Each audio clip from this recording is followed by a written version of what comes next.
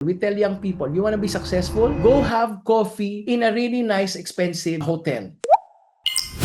Sabi nila, coach, ang mahal. Oh, we want you to go there, experience it. Meron akong kinoach, 19-year-old, pumunta ng Shangri-La. Sabi ko, you wanna be successful in sales? Go there, doon ka magkape. Tumawag sa akin, coach, ang mahal ng kape. 2 oras na yung kape ko, malamig na kasi hindi ko inuubos. Baka paalisin ako pagka ubos na. Sabi ko, anong pakiramdam nandyan ka? Medyo iba, coach. Sabi ko, sige, next week ulitin mo ulit. Sabi, coach, mahal. Sabi ko, kahit na ulitin mo ulit. So, inulit niya ulit. On the 4th week na pinapaulit ko sa kanya, tinawagan ko minsan, sabi ko, nasaan ka? Ay, coach, nandito ako sa Shangri-La. Nag-aayos ako ng appointment. Sabi ko, anong pakiramdam na nandyan? Ito nga, dito na ako nag-breakfast. And then one day, sabi ko, sige, yung next coaching session natin, Shangri-La, punta tayo dyan. So when I went there, ano yung next level? So tinuruan ko ngayon ng language. Kasi yung body niya, na-experience na niya, nandun siya. Nagkaroon na siya ng emotion na, uy, okay pala dito. Medyo mahal, pero okay pala yung feeling. Pagdating ko doon, sabi ko, ang next step mo, language. Sabi niya, ano yung coach? Palitan mo yung language mo about this place, about your experience. The week after, nag-share siya sa akin, coach, ginamit ko yung language. Sabi ko, anong ginawa mo? Sabi niya, I'm here in Shangri-La, addressing my appointment. If you want, we can just meet here. Sabi ko, okay. So tuloy kayo. Sabi niya, yes coach. That's changing the language. But here's my message.